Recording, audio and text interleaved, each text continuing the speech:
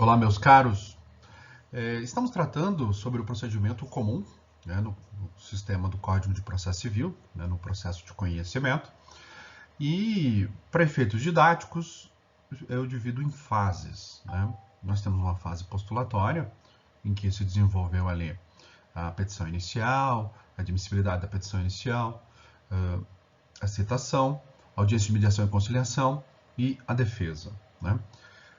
Apresentada a defesa, nós saímos da fase postulatória e entramos numa fase intermediária, que é esta aqui, a fase organizatória. Então é disso que nós vamos trabalhar na aula de hoje. Vamos apresentar os principais aspectos desta fase, ok? Esta aula ela vai ser mais de apresentação, né, obviamente, um pouco mais sucinta, e depois eu vou trazer para vocês uma aula mais detalhada, ponto por ponto, tá bom?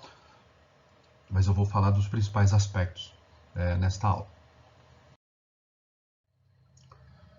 Pois bem, eu trouxe aqui, né, uma representação gráfica para você mentalizar, né? Então, esse aqui é o procedimento comum, né, de primeiro grau de jurisdição. Então, né, se você for dividir aqui, ó, justiça estadual, procedimento comum, ele se desenvolve aqui na primeira instância, né? Justiça estadual, justiça federal. Tentando desenhar aqui. Esse aqui é o organograma da justiça comum, né? Ok? TJ, TRF.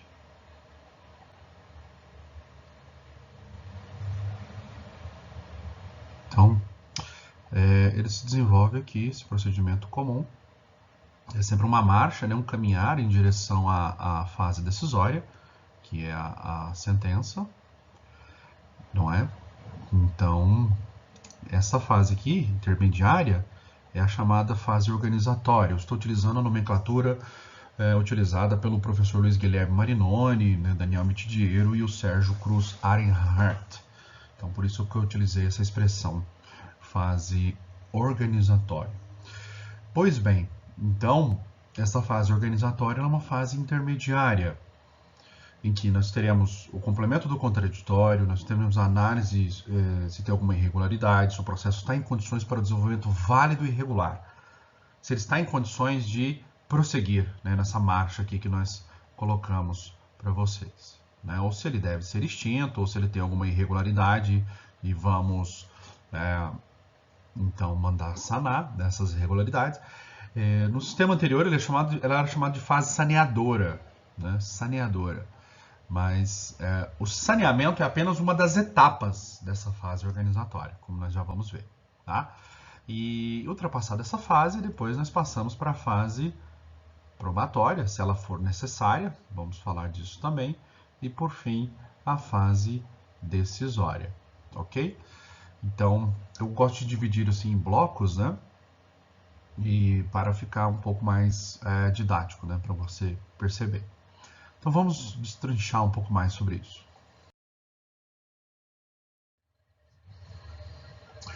Bom, então ela é uma fase intermediária, como você deve ter percebido. E uma das funções desta fase é o que a gente chama-se de resguardo do contraditório. Por quê? Porque após a apresentação da defesa pelo réu, se o réu alegar fatos novos, o que são fatos novos? Fatos impeditivos, extintivos ou modificativos. Ou se ele alegar preliminares, né, coisa julgada, litispendência, né, enfim, qualquer dessas preliminares, então, deve ser assegurado o contraditório ao autor. Inclusive, sendo o caso, né, de fatos novos, né, fato impeditivo, extintivo ou modificativo, ele pode até juntar documentos novos. Então, é o que a gente chama de réplica. Então, meus caros, também é conhecido no jargão popular como impugnação à contestação. Impugnação à contestação. Isso é feito pelo autor, em 15 dias. 15 dias, ok? Então, caso ele apresente fatos novos ou caso ele apresente uma réplica, né, com aquelas defesas processuais que nós já vimos na aula de defesa, tá? Então, se você tiver dúvidas, veja aí no canal a primeira aula sobre defesa no processo civil. Bom, ainda, né, além da apresentação da réplica, né, ou impugnação, a contestação, né, a mesma coisa, temos também a análise de eventuais irregularidades ou vícios, ok? Logo após a apresentação da réplica ou da impugnação à contestação. Só um detalhe que eu estou me lembrando aqui agora, no processo civil não existe a tréplica. O que é réplica? Olha só, o autor propõe a ação, aí o réu é citado, ele se defende. Então temos dois atos de fala, autor e réu, ok? Se o réu aqui, a câmera está invertida, se o réu apresenta fatos novos, então, que são os fatos impeditivo, extintivo, modificativo, ou alega preliminares, né, aquelas defesas processuais, temos então que ouvir o autor de novo em 15 dias. Percebam que o autor ele tem dois atos de fala e o réu só tem um. Né? 2-1. O que seria uma tréplica? A tréplica seria oportunizar ao réu que ele também tivesse duas oportunidades de fala. E o sistema processual civil não prevê isso. Esse é um ponto que você precisa mentalizar, se atentar. Não há a oportunidade para o réu apresentar a tréplica. Pelo que eu saiba, só tem lá no júri, né, a oportunidade da tréplica. Eu não sou penalista, né, obviamente, mas lá no júri eu sei que tem. Né? Não sei se lá em outro procedimento vai ter, mas no júri sim. Então, é interessante, né? Às vezes, se você quiser ser garantista, né?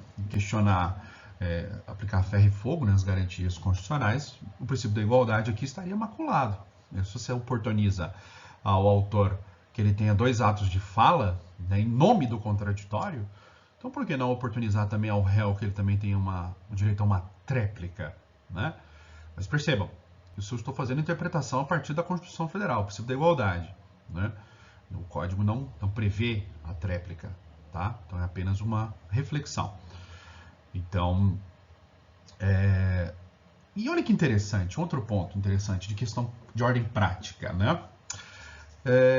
Só fala desse resguardo do contraditório, ou seja, só haveria que se falar em réplica, né, para o autor, se alegados fatos novos ou preliminares, né? E se não alegar? E se o réu não alegar fatos novos ou preliminares, só fizer uma defesa de mérito direta, né? A defesa de mérito direta é aquela que você nega os fatos ou nega as consequências jurídicas do fato. Bom, pelo sistema não deveria se oportunizar a réplica, né? Se ele não alegar fatos novos ou preliminares. Mas o que a gente vê na prática? A gente vê na prática que eles não querem saber, né?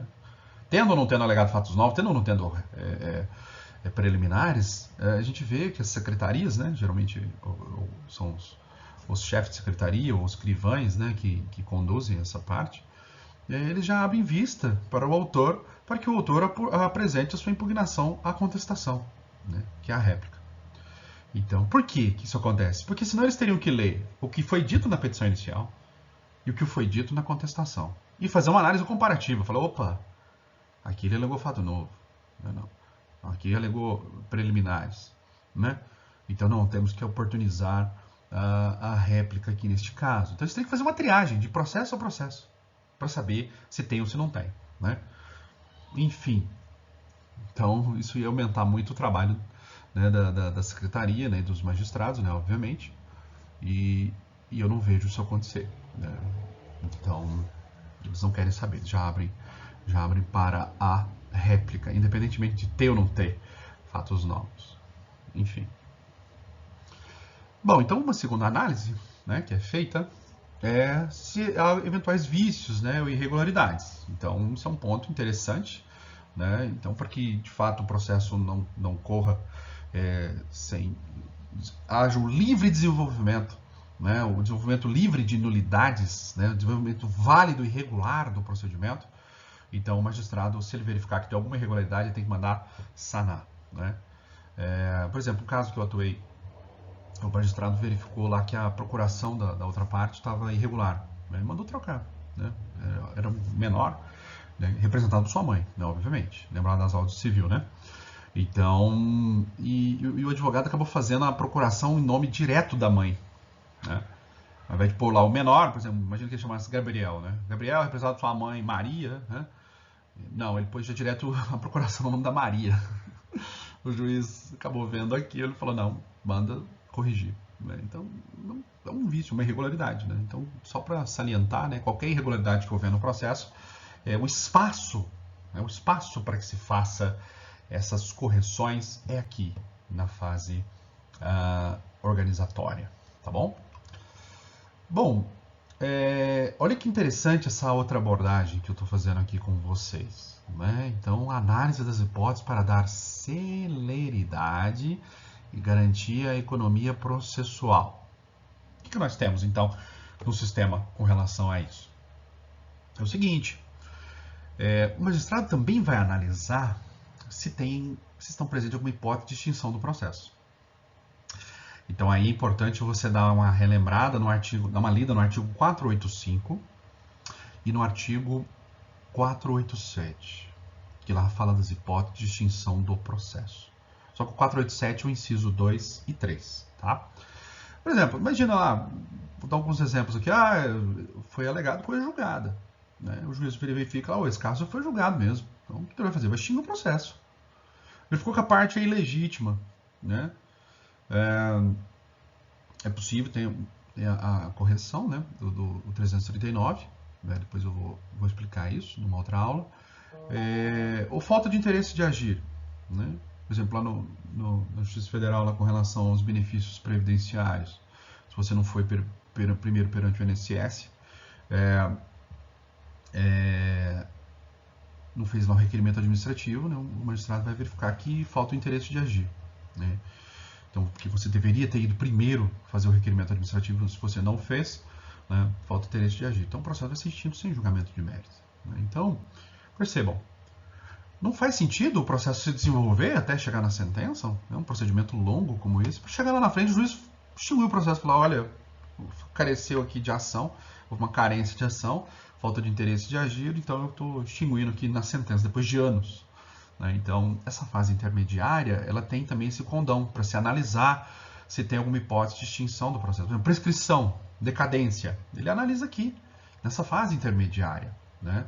Então, verificando, a ação está prescrita, vai extinguir o processo com, né, julgamento do mérito. Então, isso é uma questão importante para você mentalizar, ok? Um outro ponto, se não for o caso, né, de extinção do processo, porque se for, ele vai sentenciar, ele vai extinguir por sentença, obviamente. Né? Porque o 485 e o 487 está lá no capítulo da sentença, então, a sentença é o ato que põe fim a este procedimento de primeiro grau de jurisdição. Pode ser com julgamento de mérito ou sem julgamento de mérito.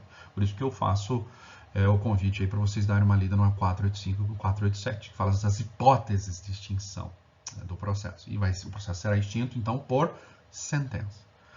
Não sendo o caso de extinção do processo, não é? Então, o processo tem que prosseguir. O procedimento precisa prosseguir. Então, aí, qual que é a próxima fase após essa? A próxima fase, como nós acabamos de ver no slide anterior, a próxima fase é a fase probatória, a fase de produção de provas. Né? Aquelas que não são pré-constituídas. Que precisam ser desenvolvidas com perícia, como oitiva de testemunhas, né? Então, o que o magistrado vai averiguar se essa fase probatória é necessária ou não. Sendo necessária, né, ok, nós vamos fazer o saneamento, né, do processo, né, a fase saneadora, que aí eu já vou comentar agora mesmo. Mas a questão que se coloca é a seguinte, e se essa fase probatória não for necessária? Quando que ela não é necessária? Imagina, nós vimos lá sobre revelia, né, caso ocorra revelia, um dos efeitos dela é a presunção de veracidade. Né?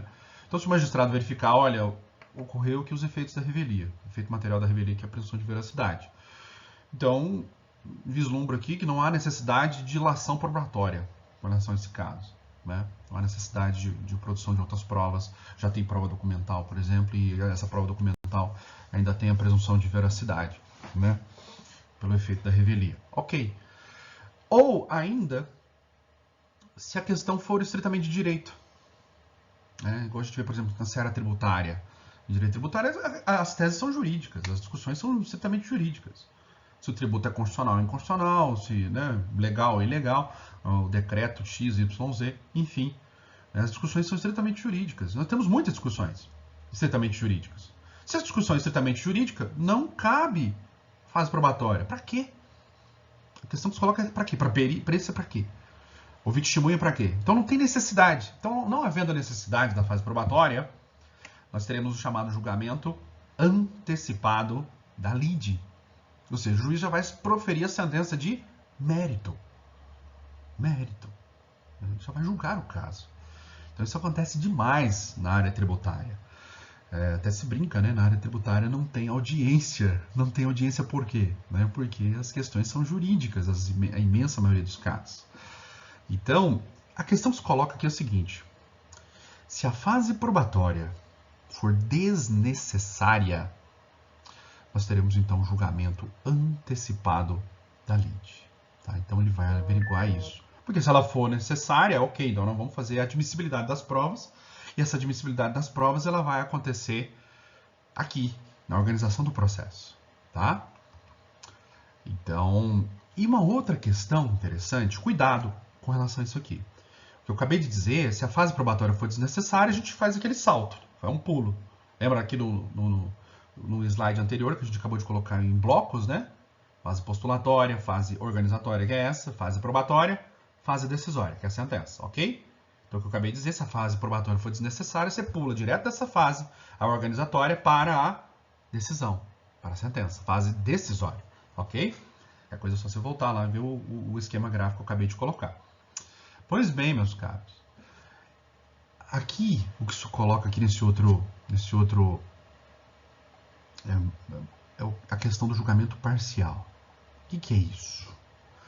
Olha só, se o autor formular mais de um pedido, ou seja, 2 ou mais pedidos, e um deles, ou mais, claro, se pelo menos um deles ficar incontroverso, ou seja, ele não questionou o pedido, Eu pedi dano moral, dano estético e dano... Eu gosto de usar exemplos de responsabilidade civil, indenizações, porque todo mundo mentaliza, né? Todo mundo enxerga. Então eu pedi lá, dano moral, dano estético e dano material. E na contestação, o réu não falou nada do dano material. Olha, quem cala, consente aqui no processo civil. Se aplica, né, no processo civil, essa lógica. No civil, tá? Estou falando de processo civil. Pois bem, então se eu pedir dano material e o réu não questionou isso, esse pedido é incontroverso. Este pedido, então, o magistrado estará autorizado a fazer o julgamento parcial. Ou seja, você não questionou o pedido de 10 mil reais de dano material, então pague. O que ele vai fazer? Ele vai dar uma sentença parcial, só julgando este caso, só esse pedido dos 10 mil reais, por exemplo, de dano material. E com relação aos demais, que houve a controvérsia, que ele impugnou, né, na contestação, que é o dano moral, o dano estético, com relação a isso nós vamos desenvolver, por exemplo, atividade probatória. Né? Vamos ver testemunhas, por exemplo. Depoimento das partes. Ok. Agora, com relação àquele pedido isolado, que o réu não questionou, então, com relação a este pedido, o juiz proferirá um julgamento parcial.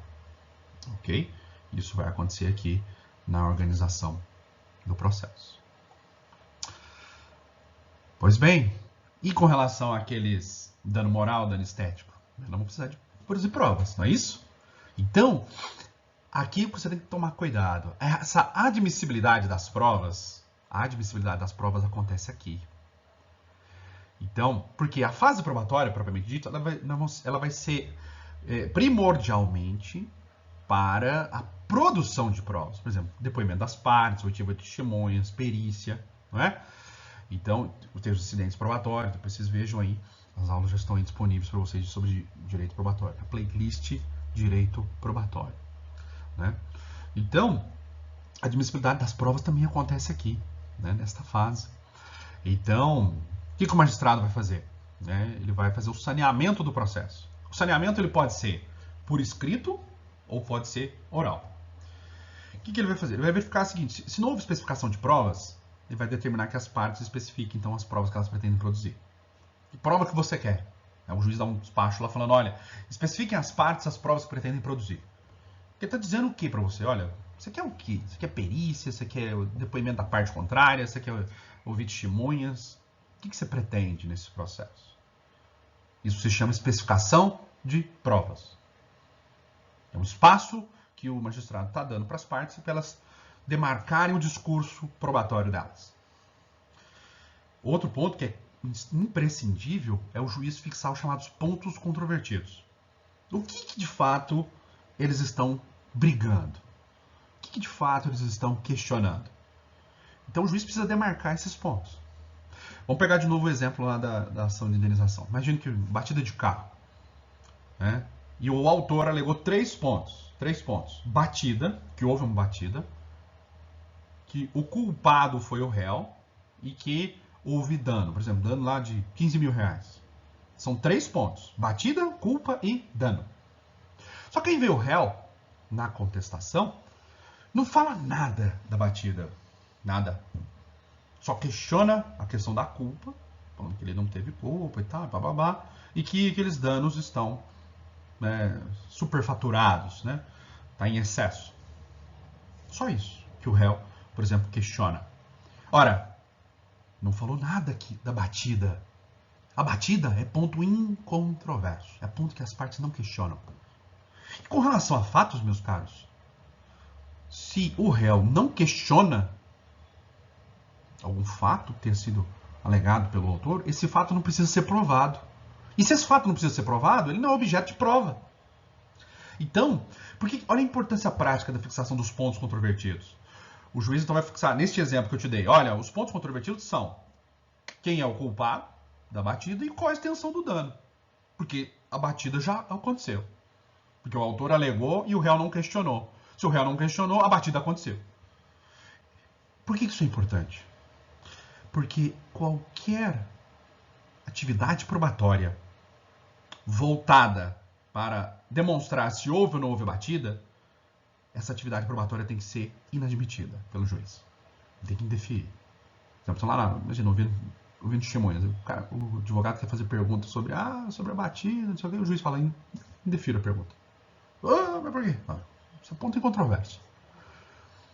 Ponto em controvérsia. Então, depois vejam aí a aula sobre provas que eu explico isso também. A pergunta, as provas inúteis, né? Eu chamo de provas inúteis, que é a prova impertinente, a prova irrelevante, né? A prova inadmissível, né? Também tem uma questão da admissibilidade das provas, né? Então, provas ilícitas, né? Eu quis dizer. Então, depois vocês dêem uma analisada aí na aula específica sobre isso. Então, meus caros, olha só. Fixação de pontos controvertidos, especificação das provas que pretendem produzir, não é? E a admissibilidade. Então, depois o juiz vai analisar se aquilo que foi pedido, né, se é admissível ou se não é admissível. Então, a admissibilidade das provas também acontece aqui, nessa fase organizatória. Então, o juiz ele deve indeferir, né, obviamente, as provas ilícitas, né, as provas irrelevantes, impertinentes. Então, ele também tem que indeferir. Tá? Então, a admissibilidade das provas é feita aqui. Na aula sobre provas, na teoria geral das provas, eu falo sobre etapas da prova. E eu explico isso melhor. Depois olhem aí na playlist Direito Probatório. É a primeira aula. Tá? Então, meus caros, e se o juiz admitir a produção de provas orais, ele deve marcar audiência de instrução e julgamento. E já fixar o prazo para rolar testemunhas. Né? Se ele não fixar prazo, de 15 dias. Então, o rol de testemunhas, né? Então, vai propiciar o contraditório, a contradita das testemunhas na audiência. Então, ele já tem que fixar aí quando que será a audiência de instrução e julgamento, se ele deferir provas orais. Quais são as provas orais? Depoimento das partes e oitiva de testemunhas. Deferiu, tem que marcar o dia de instrução e julgamento. E já fixa o prazo para arrolar as testemunhas. Se ele deferir perícia, a produção de prova pericial, ele também já tem que fixar um calendário, né? Nomear, por exemplo, perito. Depois vejam aí aula sobre prova pericial, ele nomeia um perito, ele apresenta um calendário para a apresentação, realização dessa perícia, um prazo para a apresentação do laudo, enfim, um calendário, né? Então vejam depois a aula sobre prova pericial. E por fim, meus caros, também nós temos a questão do ônus da prova. Há uma fixação do ônus da prova.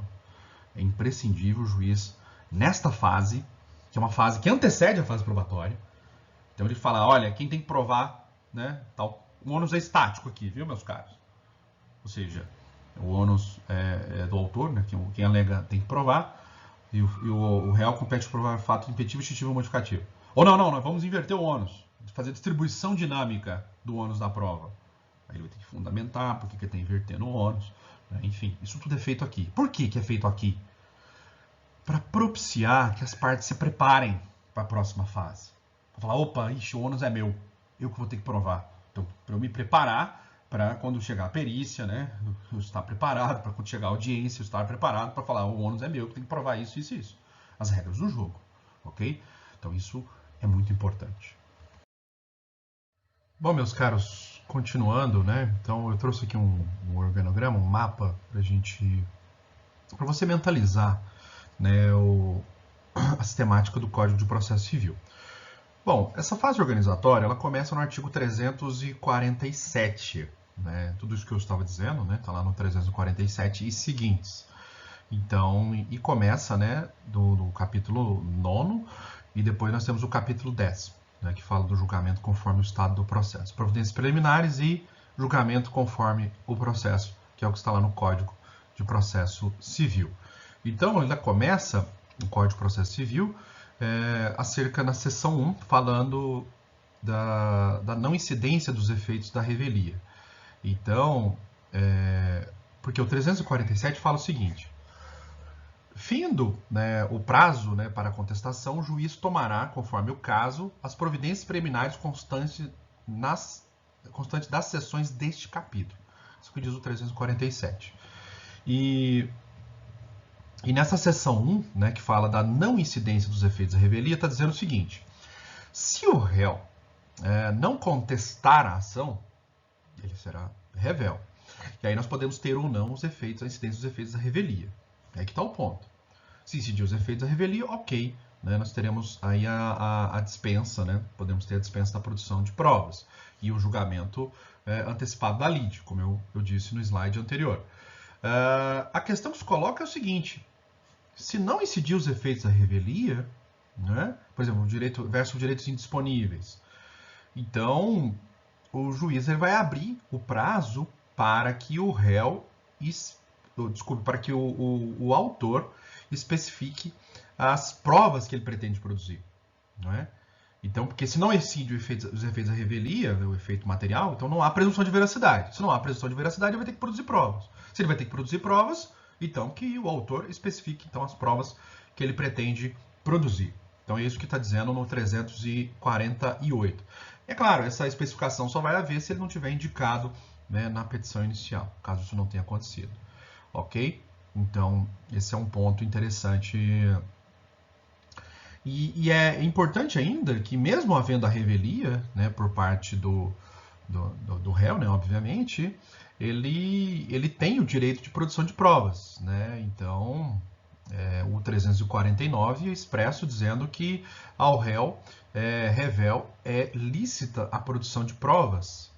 Então, e fazendo contraposição às alegações do autor, desde que o faça, então, representar nos autos a tempo de praticar os atos processuais, né, indispensáveis. Então, o juiz, por exemplo, se ele determinar a apresentação do rol de testemunhas, ele pode, né, no prazo assinalado pelo juiz, ele vai apresentar o rol, né? Porque às vezes a revelia acontece, o réu é revel por ter o autor, por ter o advogado apresentado a defesa fora do prazo, né? Por exemplo, após os 15 dias, né? Então ele vai ser tecnicamente considerado revel, então ele pode assumir o processo no estado que ele se encontra, né? Então, e ele pode fazer contraposição a tudo, né? A tempo e modo, né? Por exemplo, comparecer na audiência é perfeitamente possível, que isso aconteça por parte do réu revel. Ele não perde, né, os seus direitos pelo fato de estar revel. Então, mas ele vai assumir o processo no estado em que ele se encontra, ok? E na seção seguinte, né, a seção 2, nós temos, então, a questão do fato modificativo extintivo do direito do autor. Né? Então, é aquela questão que eu disse, que se o autor alegar fatos novos, o que são fatos novos? Fatos extintivos modificativos ou impeditivos, o juiz vai assinalar para ele, né, e é feito pelo escrivão, no chefe de secretaria, né, recebe a delegação, o prazo de 15 dias, então, para apresentar a sua réplica. A réplica. E no artigo seguinte, que é o 351, também fala da mesma prerrogativa, caso alegue-se as preliminares, né? Então, aí só que o 351, que fala das preliminares, já está dentro das alegações do réu. É curiosa essa divisão que foi feita pelo Código de Processo Civil. Então, nessas duas hipóteses aqui, vou pôr aqui para vamos ter a réplica. Eu acho que vai ficar melhor de preto. Deixa eu tentar escrever aqui. Não, amarelo mesmo. Então aqui nós vamos ter a réplica. Ok? A réplica. Que é também conhecido como impugnação a contestação. Tá bom? Então mentaliza essa ideia. Apresentar fatos novos, que são justamente isso, impeditivo, modificativo, extintivo, do direito do autor, e ainda as preliminares, que estão lá no artigo 337. Então, deve-se oportunizar ao autor para que em 15 dias ele apresente a sua réplica.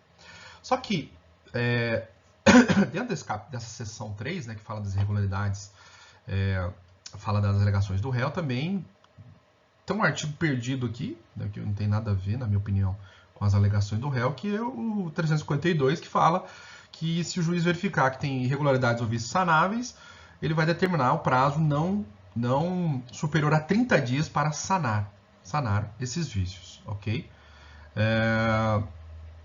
Então, e aí logo em seguida vamos estar diante do julgamento conforme o estado do processo. Após tudo isso, então, aí nós passamos pela análise do julgamento conforme o estado do processo. Porque o juiz vai averiguar o processo no estado que ele se encontra e vai averiguar o caso se é a situação não de julgar, né, este processo, se estamos diante disso ou não. Então aí nós temos 3 possibilidades. Nós temos a questão da extinção do processo, que está na seção 1, que é se ele verificar as hipóteses do 485 e do 487, certo? As hipóteses do 485 e do 487. Se for o caso do Código de Processo Civil, ele vai, então, extinguir o processo. Né? Só que o 487 só o inciso 2 e 3, tá? Então, haverá extinção do processo aqui na fase organizatória, né? Então, porque não faz sentido desenvolver atividade processual se nós estamos diante de uma causa de extinção do processo. Pois bem, então, não sendo o caso de extinção do processo, como eu disse, aí nós vamos então averiguar se é o caso de julgamento antecipado do mérito. Então, o julgamento antecipado do mérito está no 355, no artigo 355, e essa questão de extinção do processo está no 354. E no 355, que é o julgamento antecipado do mérito, né, eu gosto mais da expressão julgamento imediato da lide. Né, essa expressão, eu não me lembro qual foi o autor que falou sobre isso, julgamento imediato da lide, não sei se foi o Marinoni. Eu acho mais técnico, até para não confundir com o julgamento, com a tutela antecipada. Né? Então, o julgamento imediato da lide é quando a fase probatória for desnecessária, né, e quando a revelia produz os seus efeitos. Então, isso daí está previsto no 355. Né? Então, o inciso 1º fala da desnecessidade de produção de provas, né? Da fase probatória desnecessária. E se o réu for revel, ocorrer a presunção de veracidade e não houver requerimento de provas, né? Então, de outras provas. Então, nós podemos ter o julgamento antecipado da lide, né? O antecipado do mérito. Daí o juiz dessa fase organizatória já pula direto para sentença, tá? E vai julgar o mérito. Pois bem, e aquela questão, né, a seção 3, que fala do julgamento parcial, né, do mérito, né, quando um deles for incontroverso, né? Então, eu formulei mais de um pedido e um deles o réu não questionou, então nós vamos ter a sentença parcial, ok? Então, é uma questão muito interessante. E dessa decisão, né, do julgamento parcial, da sentença parcial de mérito, cabe o recurso de agravo, né, do instrumento, ok? Bom, e ainda nós temos a seção 4, que é o saneamento e organização do processo, propriamente dito, né?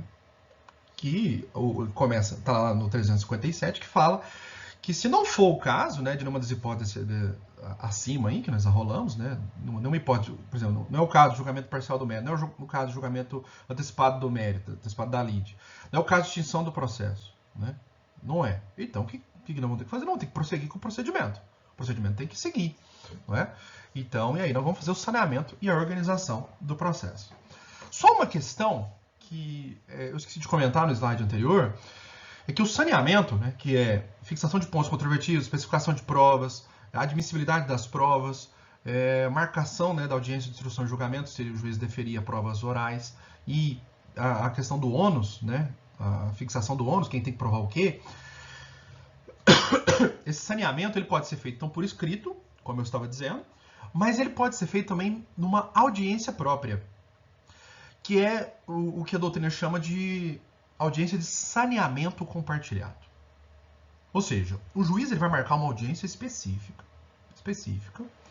para fazer o saneamento. Ou seja, uma audiência para, vamos chamar autor e réu, seus advogados, e nessa audiência, obviamente, sempre, toda audiência se tenta uma conciliação, né? Não obtida a conciliação, e aí nós vamos fazer o saneamento do processo. Então, nesta audiência, o juiz chega e fala, olha, doutores, vou fixar aqui os pontos controvertidos. Os pontos controvertidos são esses, por exemplo, lá naquele exemplo que eu dei. Os pontos controvertidos são o dano e a culpa. A batida não é ponto controvertido, então não é seu objeto de prova. Ok? Perfeito. Especifiquem as provas que pretendem produzir. Autor, quais provas Vossa Excelência gostaria de produzir? Né? Aí faz lá os seus requerimentos. Réu, quais são as provas que o senhor pretende produzir? Pois não. Defiro, né? Aí o juiz faz a admissibilidade, defiro as provas tais, tais e tais. Por exemplo, prova pericial, né? Inadmito porque ela é impertinente para esse presente caso. Não há necessidade de prova pericial para esse presente caso. Estou deferindo a depoimento pessoal, estou deferindo a oitiva de testemunhas. E assim sendo, então vamos marcar aqui uma audiência de instrução e julgamento. Né? Ele marca lá, fixa a data, né, as partes já saem ali intimadas, né, dessa data, e o juiz também tem que fixar o prazo para apresentação do rol de testemunhas. Né, ele já determina ali na hora. E o ônus da prova. Fala, ó, doutores, aqui não vislumbro nenhum caso de inversão do ônus da prova, então o ônus da prova aqui é estático. Né, então, Vossas Excelências então, já saiam aqui intimados, sabendo que, sendo um ônus estático, então o autor que alegou tem que provar e o réu compete provar os fatos impeditivos, distintivos, modificativos. Pois bem. Né? Então, percebam, há um dinamismo. E esse saneamento compartilhado, ele, de fato, ele propicia um contraditório mais efetivo. Olha, é ágil, dá para ser ágil. É claro, depende do juiz, né, obviamente. Né? Eu, se juiz fosse, eu jogaria essas audiências todas de saneamento, jogaria para de manhã, né? Deixaria ali uma pauta de audiência aberta de manhã para encaixar essas audiências de saneamento compartilhado. Né? Eu acho que dá para desenvolver ali em 15 minutos, depende, obviamente, da complexidade do caso, né? Óbvio, mas é uma audiência rápida. E você está ali, tete a tete, ouvindo as partes, ouvindo, né? Obviamente, os advogados. Então, e elas já saem dali. Né? E você ganha também mais uma oportunidade, talvez, né? Quem sabe, de obter uma conciliação. Então, cuidado, nós podemos ter no processo civil, olha só, mentaliza aí. Nós podemos ter 3 tipos de audiência. 3 tipos. A de mediação e conciliação, que é feito pelo mediador ou conciliador, não é feito pelo juiz, ok? Nós podemos ter esta audiência que eu estou falando, de saneamento compartilhado, aí é o juiz que escolhe, né, se ele vai fazer o saneamento. O Marinoni fala muito bem disso, né, se o saneamento é feito pela via escrita ou pela via oral, né, aí vai do magistrado. ele teria uma margem, né, de liberdade para isso. E se ele escolher pela forma oral, então ele tem que marcar essa audiência, que é a chamada audiência de saneamento compartilhado, tecnicamente, né? Eu já vi outros nomes aí, saneamento em contraditório, às vezes tem juiz que gosta de inventar moda, né? Mas enfim, processo civil e direito penal, os processualistas adoram inventar nomenclaturas, às vezes fora do usual. E nós temos também, obviamente, a audiência de instrução e julgamento. Né? Se o juiz admitir as provas orais, nós teremos audiência de instrução e julgamento. Então nós temos, olha só, podemos ter, não quer dizer que teremos.